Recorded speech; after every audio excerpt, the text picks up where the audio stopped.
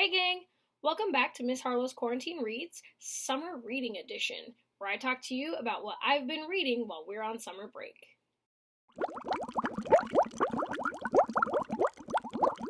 Today's quarantine summer read is Destroy All Monsters by Sam J. Miller.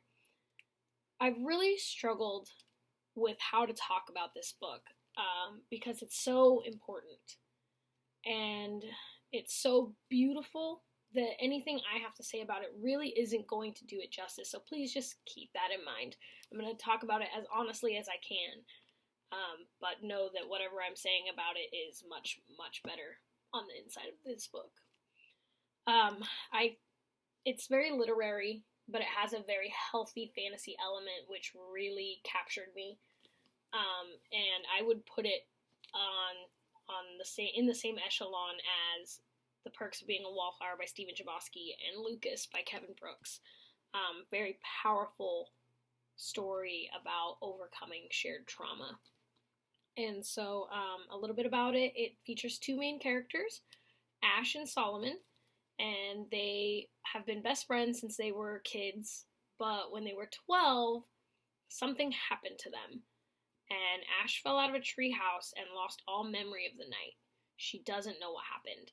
And Solomon won't talk about it, and he hasn't been the same since. He is homeless now. They're in high school, and he's homeless. He barely goes to school, and he is suffering from what appears to be paranoid schizophrenia. Paranoid schizophrenia is a serious mental disorder in which people interpret reality abnormally. Schizophrenia may result in some combination of hallucinations, delusions, and extremely disordered thinking and behavior that impairs daily functioning and can be disabling. He has a very rich, imagined world that he lives in, and he kind of dips in between reality and this other world. And he has two lives, basically.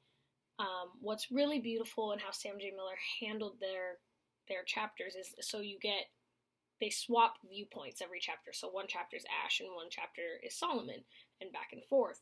And what I love is that the chapters are sort of connected in that the last paragraph of an Ash chapter will have a line that appears in the first paragraph of the next Solomon chapter.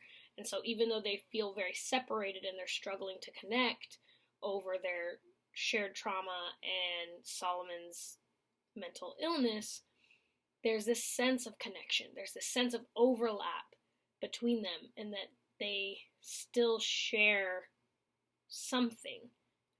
And so I really, really loved that. It frequently made me pause and just kind of be like, oh, wow, that was so good.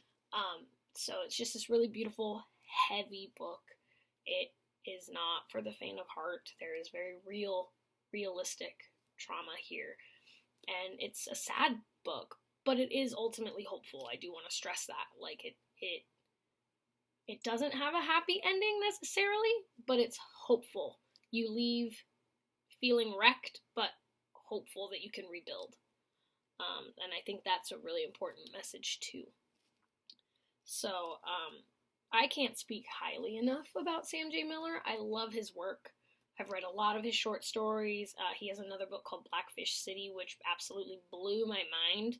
I got to meet him a year or so ago up in Portland, where he did a reading, and he signed my copy of Blackfish City, and he's an amazing human, delightful, and it's really great because he's writing from a place of experience. His I don't want to say day job because that kind of dismisses it, but he has worked with homeless youth and homeless people experiencing homelessness quite a bit.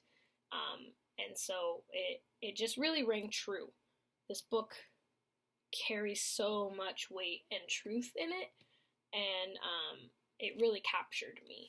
I mean, I was dreaming about it when I was reading it, and like, it just has stuck in my brain this whole summer. I can't recommend it highly enough, but also just keep in mind you're in for an emotional ride. And, this is not what most people would read for their summer, I don't think. But I still think everyone should read it. And everyone should read everything by Sam J. Miller. He has another book called The Art of Starving, which we own, that I will be breaking into hopefully soon. But both Destroy All Monsters and The Art of Starving are YA. We own them both, so they are available in our library. So yeah, that is all I have to say about that. I hope you guys are having a great summer. Please let me know in the comments what you've been reading and what you've been up to. I'd love to hear from you, and I'll be back soon with another quarantine summer read.